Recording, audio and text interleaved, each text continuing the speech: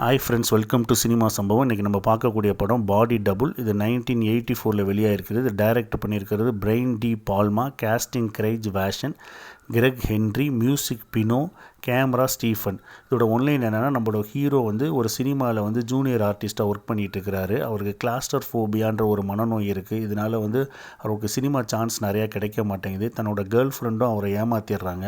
அதனால் தன்னோட வீடு வாசலையிலேருந்து நடு ரோட்டுக்கு வந்துடுறாரு. அப்போ ஒரு ஃப்ரெண்டு அவருக்கு ஆதரவு கொடுத்து அவரை கூட்டிகிட்டு போய் அவர் வீட்டில் தங்க வைக்கிறாரு. அவரை என்டர்டெயின் பண்ணுறதுக்காக ஒரு பைனாகுலரை கொடுத்து அக்கம் பக்கத்தில் நடக்கிறதெல்லாம் வாட்ச் பண்ண சொல்கிறாரு.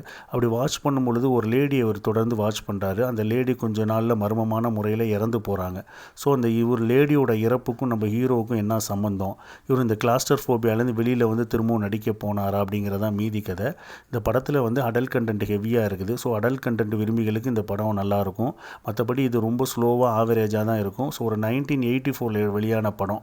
ஒன்லி அடல்ட் கண்டென்ட்டுக்காக இந்த படத்தை பார்க்கலாம். மற்றபடி இதில் ஒன்றும் இல்லை. கேமரா ஒர்க் நல்லாயிருக்கும், மியூசிக் நல்லாயிருக்கும். இதில் வர வயலின்லாம் ரொம்ப அருமையாக இருக்கும். ஸோ டைம் கிடைச்சா பாருங்கள்.